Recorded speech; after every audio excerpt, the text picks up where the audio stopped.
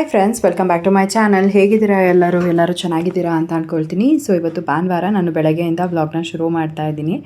Night ಮಲಗಿದಾಗಲೇ 1:30 ಆಗಿತ್ತು, ಬೆಳಗ್ಗೆ ಎದ್ದಾಗಲೂ 10 ಗಂಟೆ ಏನೋ ಆಗಿತ್ತು. ಸೊ ನಾನು ಎದ್ದೇಳೋ ಅಷ್ಟೊತ್ತಿಗೆ ಜೀವನ್ ಹೋಗಿ ಕಾಫಿ ಮಾಡ್ಕೊಂಡು ಬಂದು ಕೊಟ್ಟರು. ಅದಾದಮೇಲೆ ಕಾಫಿ ಕುಡಿದು ಆಮೇಲೆ ಇಡ್ಲಿ ಮಾಡಿದೆ. ಸೊ ಇಡ್ಲಿ ತಿಂದ್ಕೊಂಡ್ವಿ.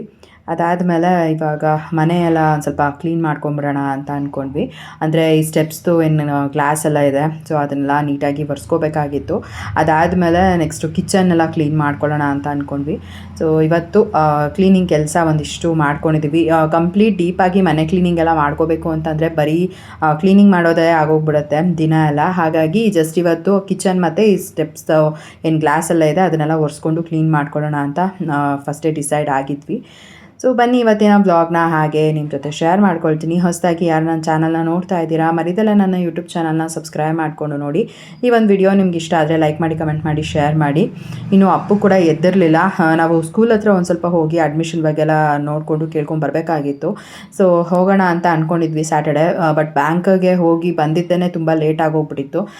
ಒಂದು ಮಧ್ಯಾಹ್ನ ಹಾಗೆ ಮತ್ತೆ ವಿಶಾಲ್ ಮಾರ್ಟ್ಗೆ ಹೋಗೋಣ ಅಂತ ಅಂದ್ಬಿಟ್ಟು ಹೋಗಿ ಬಂದ್ವಿ. ವಿಶಾಲ್ ಮಾರ್ಟಿಗೆ ಹೋದಾಗ ಟೈಮ್ ಆಗಲೇ 5 ಗಂಟೆ 5:30 ಆಗೋಗ್ಬಿಟ್ಟಿತ್ತು. ಸೊ ಅಲ್ಲೇ ಒಂದು ಸ್ವಲ್ಪ ಟೈಮ್ ಆಗೋಯಿತು. ಇನ್ನು ಸ್ಕೂಲ್ ಹತ್ರ ಹೋಗೋದಕ್ಕಾಗಲಿಲ್ಲ. ಇನ್ನು ವೀಕ್ ಡೇಸ್ ಹೋಗೋಣ ಅಂತ ಅಂದ್ಕೊಂಡು ಸುಮ್ಮನಾದೆ. ನಾನು ಪಪ್ಪನ ಜೊತೆ ಹೋಗಿ ವಿಚಾರಿಸ್ಕೊಂಡು ಬರ್ತೀನಿ ಅಂತ ಅಂದ್ಬಿಟ್ಟು ಜೀವನ್ಗೆ ಹೇಳಿದೆ.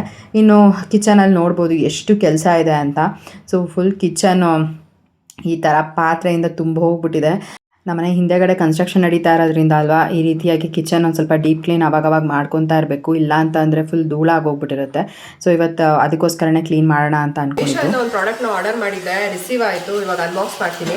ಆ್ಯಕ್ಚುಲಾಗಿ ಏನು ಅಂತ ನನಗೆ ಗೊತ್ತು, ಬಟ್ ಕ್ವಾಲಿಟಿ ಎಲ್ಲ ಯಾವ ರೀತಿ ಇದೆ ನಿಮ್ಮ ಜೊತೆ ಕೂಡ ಶೇರ್ ಮಾಡ್ಕೊತೀನಿ. ಒಂದು ಸ್ವಲ್ಪ ಇವತ್ತು ಕಿಚನ್ ಎಲ್ಲ ಕ್ಲೀನ್ ಮಾಡ್ಕೊತಾ ಇದ್ದೀನಿ. ನನ್ನದು ಕೂಡ ಇಲ್ಲಿ ಗೋಡೆ ಎಲ್ಲ ಕ್ಲೀನ್ ಮಾಡಬೇಕಾಗಿತ್ತು. ಸೊ ಮಾಡ್ಕೊಂಬಿಡೋಣ ಹೇಗಿದ್ರು.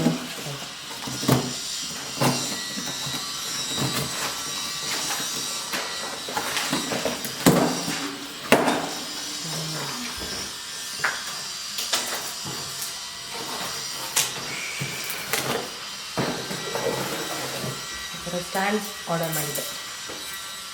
ಕ್ವಾಲಿಟಿ ಎಲ್ಲ ನಾನು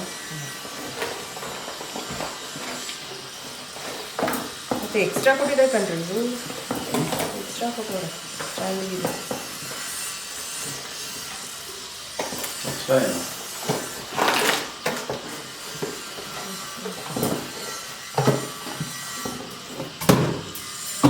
ಇಲ್ಲ 2 ಎಕ್ಸ್ಟ್ರಾ ಕೊಟ್ಟವ್ರೆ.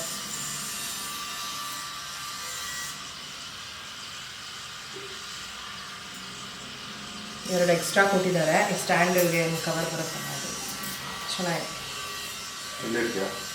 ಒಂದು ಅಲ್ಲಿ ಬೇಕಾಗಿತ್ತು ನನಗೆ, ಅಲ್ಲಿ ಏನಂತಾರೆ ಆ ಮಿಕ್ಸಿ ಎಲ್ಲ ಇಟ್ಟಿದ್ದೀನಲ್ಲ ಆ ಜಾಗಕ್ಕೆ ಒಂದು ಬೇಕಾಗಿತ್ತು. ಅದಾದಮೇಲೆ ಇನ್ನೊಂದು ಇಟ್ಕೊಳ್ಳೋಣ ಅಂತ. ಈ ಅಡುಗೆ ಮಾಡಿದ್ದನ್ನೆಲ್ಲ ಬೇಕಾದ್ರೆ ಸ್ಟೋರ್ ಮಾಡ್ಕೊಬೋದು. ಒರೆಸ್ಕೊಳ್ಳೋದಕ್ಕೂ ಕೂಡ ಈಸಿ ಆಗುತ್ತೆ. ಪಾತ್ರೆನೆಲ್ಲ ತೆಗೆದು ಸೈಡಲ್ಲಿ ಇಟ್ಬಿಟ್ಟು ಒರೆಸ್ಕೊಳ್ಳೋದಕ್ಕಿಂತ ಇದು ಇಟ್ಬಿಟ್ರೆ ಇದ್ರ ಮೇಲೆ ಇಟ್ಬೋದಲ್ವ. ಮತ್ತು ಹೇಗಿದ್ರು ಯೂಸ್ ಆಗುತ್ತೆ ಅಂತ 2 ಇಟ್ಕೊಂಡ್ಬಿಟ್ಟು ಆರ್ಡರ್ ಮಾಡಿದ್ದೆ. ಇದು ಪ್ರೈಸ್ ಬಂದ್ಬಿಟ್ಟು 215 ರುಪೀಸ್ ಅಂತ ಅಂದ್ಕೊಳ್ತೀನಿ. ಸ್ಟೀಲ್ ಅಲ್ವಾ, ಸೊ ಹಾಗಾಗಿ ಕ್ವಾಲಿಟಿ ಅಂತೂ ಹೇಗಿದ್ರು ಚೆನ್ನಾಗಿರುತ್ತೆ ಸ್ಟೀಲಲ್ಲಿ ತೊಗೊಂಡ್ರೆ ಅಂತ ತೊಗೊಂಡಿದ್ದು. ಚೆನ್ನಾಗಿದೆ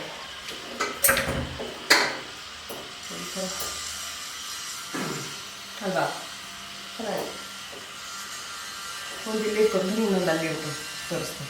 ಇದು 1-2 ಕೊಟ್ಟಿದ್ದಾರಲ್ಲ, ಯಾವುದಕ್ಕೂ ಇಲ್ಲಿ ಸೇಫಲ್ಲಿ ಇಟ್ಕೊಬೇಕು. ಸದ್ದೊಂದರೆ ಬೇಕಾಗುತ್ತೆ.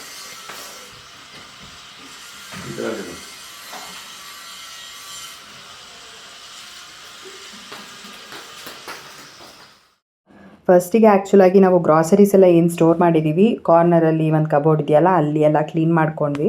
ಅದಾದಮೇಲೆ ನಾನು ಇಲ್ಲಿ ಏನಿದೆ ಸ್ಪೆಸಿಫಿಕ್ಕಾಗಿ ಒಂದು ಜಾಗನ ಕ್ಲೀನ್ ಮಾಡ್ತಾಯಿದ್ದೀನಿ. ಯಾಕೆ ಅಂತ ಅಂದರೆ ಇಲ್ಲಿ ಒಂದು ಸ್ವಲ್ಪ ಕಂಜೆಸ್ಟ್ ಆಗ್ತಾಯಿತ್ತು ನನಗೂ ಕೂಡ. ಅದೇನಿದೆ ಅಗಾರೋದು ಎಲೆಕ್ಟ್ರಿಕ್ ಕುಕ್ಕರ್ನ ಇಟ್ಕೊಂಡಿದ್ದೆ. ಅದಾದಮೇಲೆ ಎಗ್ ಬಾಯ್ಲರ್ನ ಕೂಡ ಇಟ್ಕೊಂಡಿದ್ದೆ.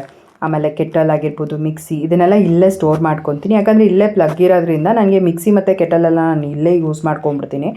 ಮತ್ತು ಅದನ್ನು ತೊಗೊಂಡು ಹೋಗಿ ಶೆಲ್ಫ್ ಮೇಲೆ ಇಟ್ಕೊಂಡು ಇದೆಲ್ಲ ಯೂಸ್ ಮಾಡ್ಕೊಳ್ಳಲ್ಲ. ಸೊ ಇಲ್ಲೇ ಇರೋದ್ರಿಂದ ನನಗೂ ಕೂಡ ಕ್ಲೀನಿಂಗ್ ಮಾಡ್ಕೊಳ್ಳೋದಕ್ಕೆಲ್ಲ ಆರಾಮಾಗೇ ಇರುತ್ತೆ ಅಂತ ಅಂದ್ಬಿಟ್ಟು ಸೊ ಇಲ್ಲಿ ಫಸ್ಟಿಗೆ ನಾನೆಲ್ಲ ಒರೆಸ್ಕೊಂಡು ಕ್ಲೀನ್ ಮಾಡಿಕೊಂಡು ಅದಾದಮೇಲೆ ಡಿಮಾರ್ಟಿಂದ ನಾನೊಂದು ನಾನ್ ಸ್ಕಿಡಬಲ್ ಶೀಟ್ನ ತೊಗೊಂಬಂದಿದ್ದೆ.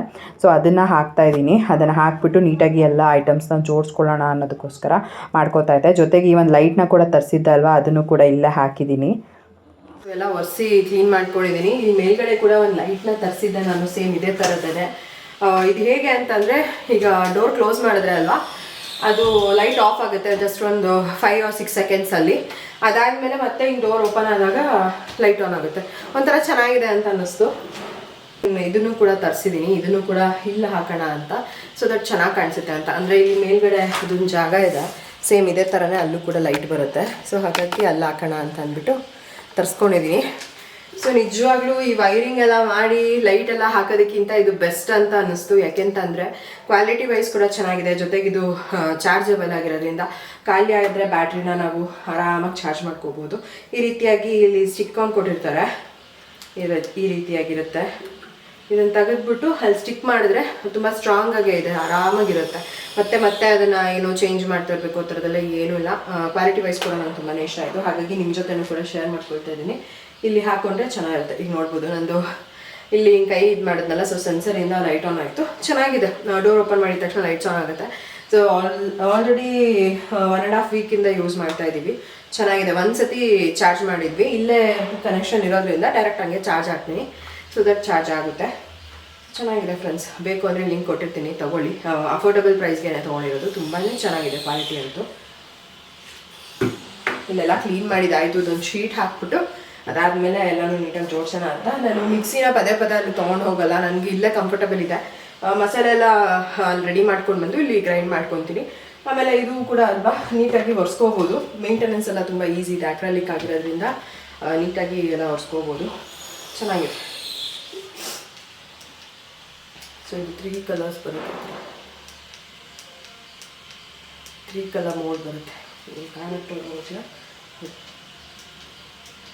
ಈ ರೀತಿ 3 ಕಲರ್ಸ್ ಬರುತ್ತೆ, ಚೆನ್ನಾಗಿದೆ.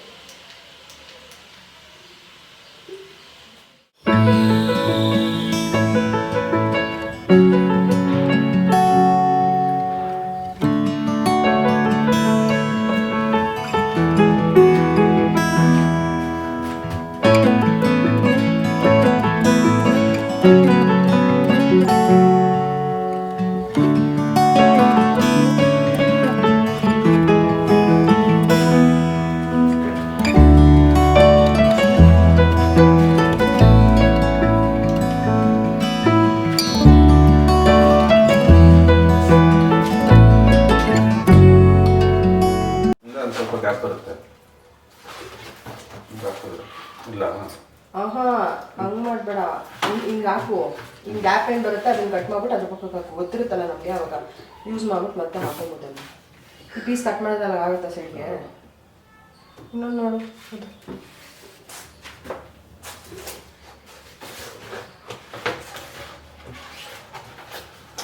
ಪೀಸ್ ಹಾಕಕ್ಕೆ ನೋಡುವುದು, ಸೈಡ್ ಪೀಸ್ ಹಾಕಕ್ಕೆ.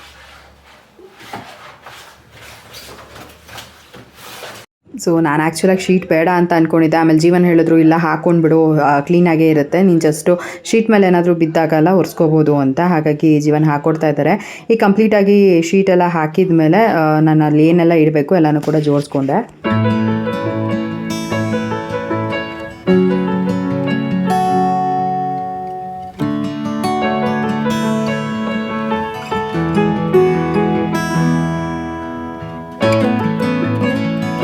ನನ್ನ ಮನೆಯೆಲ್ಲ ಕ್ಲೀನ್ ಮಾಡಿದ್ದು, ಕಿಚನ್ ಕ್ಲೀನ್ ಮಾಡಿದ್ದು ಎಲ್ಲ ವಿಡಿಯೋ ಮಾಡ್ಕೊಳ್ಳೋದಕ್ಕಾಗಲಿಲ್ಲ. ಪಾಪನೂ ಕೂಡ ಒಂದು ಸ್ವಲ್ಪ ಅಳ್ತಿದ್ಲು, ಅವಳ ಕಡೆ ನೋಡಿಕೊಂಡು ಮನೆಗೆ ಕೆಲಸ ಎಲ್ಲ ಮಾಡ್ಕೊಳ್ಳೋ ಅಷ್ಟೊತ್ತಿಗೆ ಲೇಟೇ ಆಗೋಗಿತ್ತು.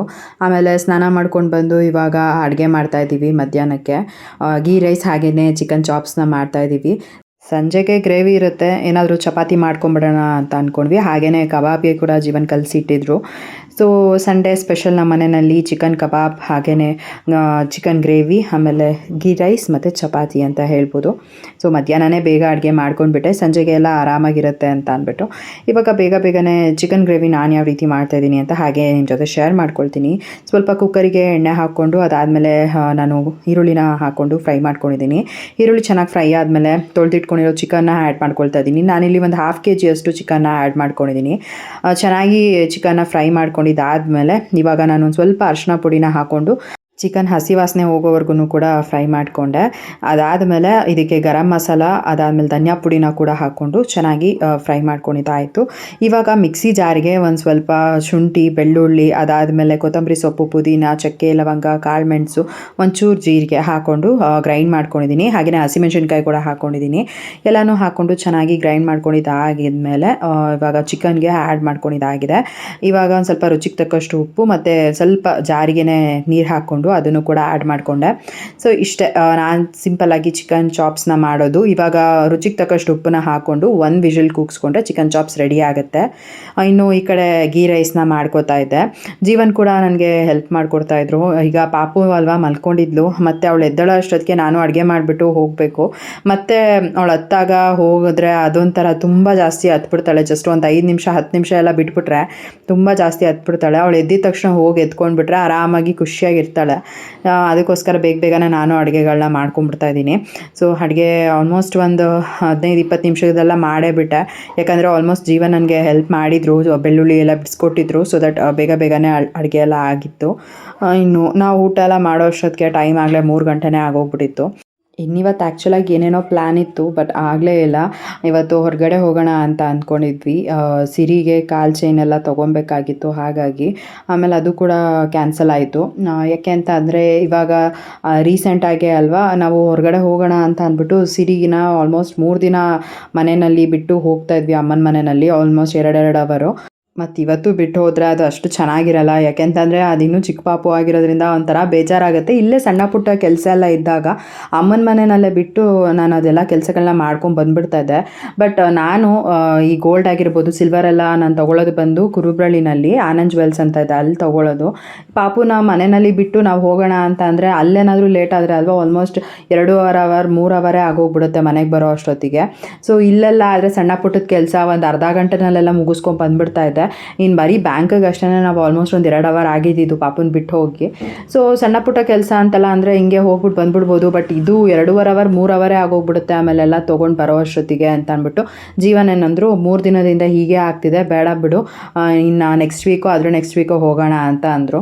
ಸರಿ ಅಂತ ಅಂದ್ಕೊಂಡು ನಾವು ಸುಮ್ಮನೆ ಆಗೋಗ್ಬಿಟ್ಟೆ, ಇನ್ನೇನು ಬಿಡು ಅಂತ.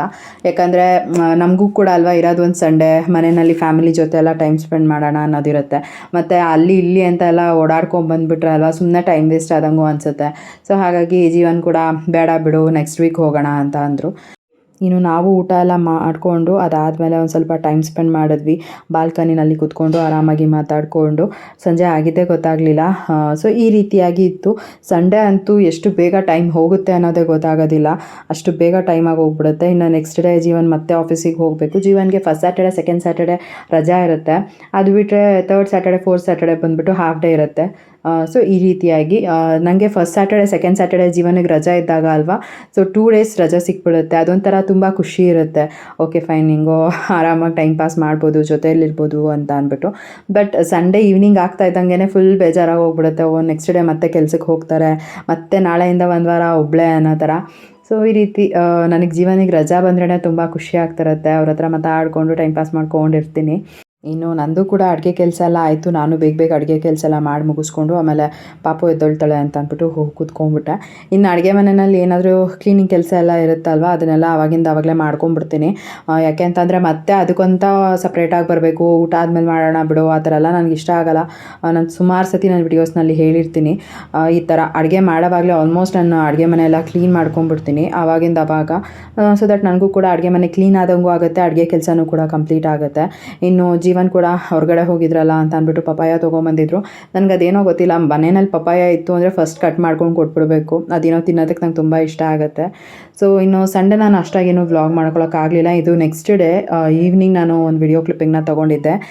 ಸಿರಿಗೆ ಸ್ನಾನ ಮಾಡಿಸ್ಬಿಟ್ಟು ಹಾಗೆ ಮಲಗಿಸ್ಬಿಟ್ಟಿದ್ದೆ. ಅವಳು ತುಂಬ ಹಠ ಮಾಡ್ತಾಯಿದ್ಲು ಅಂತ ಅಂದ್ಬಿಟ್ಟು ಬೊಟ್ಟು ಏನೂ ಇಟ್ಟಿರಲಿಲ್ಲ, ಹಾಗೇ ಇದ್ಲು. ಇನ್ನು ಬೊಟ್ಟು ಇಡದೇ ಇರುವಾಗ ನನ್ನ ಮಗಳು ಏನೋ ಒಂಥರ ಡಿಫ್ರೆಂಟಾಗಿ ಕಾಣ್ತಿರ್ತಾಳೆ. ಈ ಅಪ್ಪು ಚಿಕ್ಕವನಿರುವಾಗ ಕಾಣಿಸ್ತಿದ್ದ ಅಲ್ವಾ, ಸೊ ಸೇಮ್ ಅದೇ ಥರನೇ ಕಾಣಿಸ್ತಾ ಇದ್ಲು. ಹಾಗಾಗಿ ಅದೊಂದು ವಿಡಿಯೋ ಕ್ಲಿಪ್ಪಿಂಗ್ನ ತೊಗೊಂಡಿದ್ದೆ. ಇನ್ನು ಪಾಪುನ ಕರ್ಕೊಂಡು ಬಂದು ಇವಾಗ ಬಾಲ್ಕನಿನಲ್ಲಿ ಕೂತ್ಕೊಂಡಿದ್ದೀನಿ. ಪಾಪುನ ಬಾಲ್ಕನಿ ಕರ್ಕೊಂಡ್ಬಂದರೆ ಅವಳಿಗೆ ತುಂಬಾ ಇಷ್ಟ ಆಗುತ್ತೆ. ಅಲ್ಲಿ ಇಲ್ಲಿ ಎಲ್ಲ ನೋಡ್ತಿರ್ತಾಳೆ, ಒಂಥರ ತುಂಬ ಹ್ಯಾಪಿ ಫೀಲ್ ಮಾಡ್ತಿರ್ತಾಳೆ ಅವಳು, ಸ್ಮೈಲ್ ಮಾಡೋದು ಈ ಥರ ಎಲ್ಲ. ಸೊ ಹೀಗೆ ಕೂತ್ಕೊಂಡು ಸಂಜೆ ಪಾಪು ಜೊತೆ ಟೈಮ್ ಸ್ಪೆಂಡ್ ಮಾಡಿದೆ.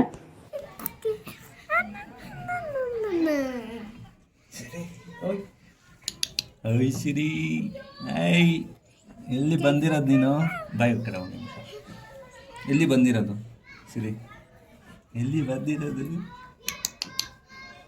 ಹಾಂ ಎಲ್ಲಿ ನೋಡ್ತಾ ಇದೀಯಾ ಏನು ಮಾಡ್ತಾವ ನೋಡೋಗಿ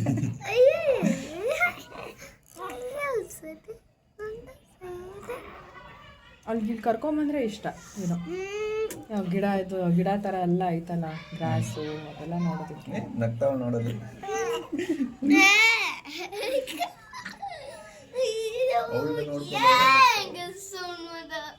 ಯಾರಮ್ಮ ಅದು ಯಾರದು ಸಿರಿ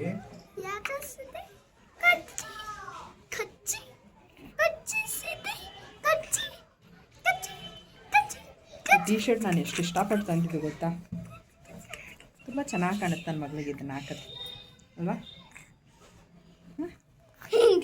ಹೇಗೆ ಕಾಣಿಸ್ತಾಳೆ ನನ್ನ ಮಗಳು ಟೀ ಶರ್ಟಲ್ಲಿ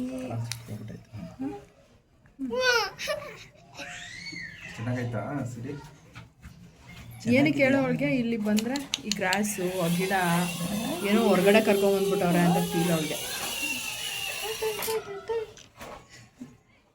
ಇನ್ನು ಅಪ್ಪು ಹತ್ರ ಇದೊಂದು ಗೋಲಿ ಆಟ ಆಡೋದಿತ್ತು. ಸೊ ಅದನ್ನು ತೊಗೊಂಬಂದು ನಾನು ಬಾಲ್ಕನಿನಲ್ಲಿ ಕೂತ್ಕೊಂಡು ಆಟ ಆಡ್ತಿದ್ದೆ. ಇನ್ನು ಪಾಪು ಎದ್ಲಲ್ಲ ಅಂತ ಅಂದ್ಬಿಟ್ಟು ಪಾಪುನ ಎತ್ಕೊಂಬಂದು ಕೂತ್ಕೊಂಡಿದ್ದೆ. ಇನ್ನು ನಾನೇನು ಆಟ ಆಡಿದ್ದೆ ಅಲ್ವಾ ಅದನ್ನೆಲ್ಲ ಅಪ್ಪು ನೋಡಿಕೊಂಡು ಅವ್ನು ಇವಾಗ ಆಟ ಆಡ್ತಾ ಇದ್ದಾನೆ. ಸೊ ಅವನಿಗೆ ಆಟ ಆಡೋದಕ್ಕೆ ಬರಲ್ಲ, ಅವನ ಹತ್ರ ತೊಗೊಂಡ್ಬಂದು ಇಟ್ಕೊಂಡಿದ್ದ ಅಷ್ಟೇನೆ, ಬಟ್ ಆಟ ಆಡೋದಕ್ಕೆ ಬರ್ತಿರಲಿಲ್ಲ. ಜೀವನ ಅದಕ್ಕೆ ಹೇಳ್ಕೊಡ್ತಾ ಇದ್ದಾರೆ ಹೇಗೆ ಆಡೋದು ಅಂತ. ಸಂಡೇ ವ್ಲಾಗ್ ಕಂಟಿನ್ಯೂ ಮಾಡೋಣ ಅಂತ ಅಂದ್ಕೊಂಡು ವ್ಲಾಗ್ ಸ್ಟಾರ್ಟ್ ಮಾಡಿದೆ, ಬಟ್ ಕಂಟಿನ್ಯೂ ಮಾಡೋದಕ್ಕಾಗಲಿಲ್ಲ. ಎಷ್ಟಾಗುತ್ತೋ ಅಷ್ಟು ವಿಡಿಯೋ ಕ್ಲಿಪ್ಪಿಂಗ್ನ ತೊಗೊಂಡು ನಿಮ್ಮ ಜೊತೆ ಶೇರ್ ಮಾಡಿಕೊಂಡೆ. ಐ ಹೋಪ್ ಈ ಒಂದು ವಿಡಿಯೋ ನಿಮ್ಗೆ ಇಷ್ಟ ಆಗಿದೆ ಅಂತ ಅಂದ್ಕೊಳ್ತೀನಿ. ಇವತ್ತಿನ ಒಂದು ವಿಡಿಯೋ ನಿಮ್ಗೆ ಇಷ್ಟ ಆಗಿದ್ರೆ ಲೈಕ್ ಮಾಡಿ, ಕಮೆಂಟ್ ಮಾಡಿ, ಶೇರ್ ಮಾಡಿ. ಇನ್ನೂ ಯಾರು ನನ್ನ ಯೂಟ್ಯೂಬ್ ಚಾನಲ್ನ ಸಬ್ಸ್ಕ್ರೈಬ್ ಮಾಡ್ಕೊಳ್ದಲ್ಲೇ ನೋಡ್ತಾ ಇದ್ದೀರಾ, ದಯವಿಟ್ಟು ನನ್ನ ಯೂಟ್ಯೂಬ್ ಚಾನಲ್ನ ಸಬ್ಸ್ಕ್ರೈಬ್ ಮಾಡಿಕೊಂಡು ನೋಡಿ. ಸಿಗೋಣ ಮುಂದಿನ ವಿಡಿಯೋನಲ್ಲಿ. Thanks for watching. ಬಾಯ್.